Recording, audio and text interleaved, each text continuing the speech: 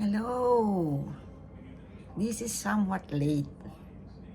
I just want to greet everyone a happy Mother's Day.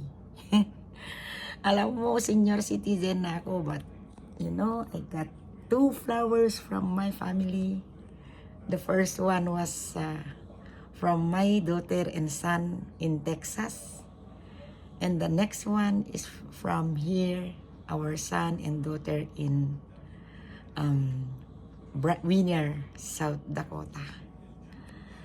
As mothers, kahit senior citizen na, kailangan tayong malakas, kumain ng gusto, then go travel.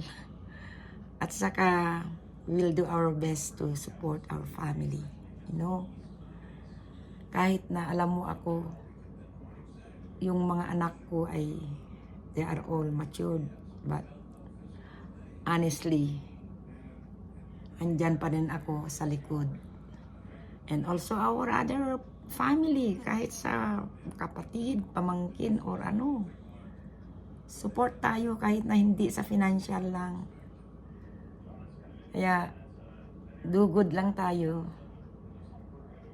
especially tayo na mothers. And then, saya lang. Kahit may hassle in life. Okay? Thank you. And thank you for watching. It's been a long time. Nandito na kami sa US. But it's been 5 months in the Philippines. But soon, we will come back there. Marami pa kaming dapat na ayusin.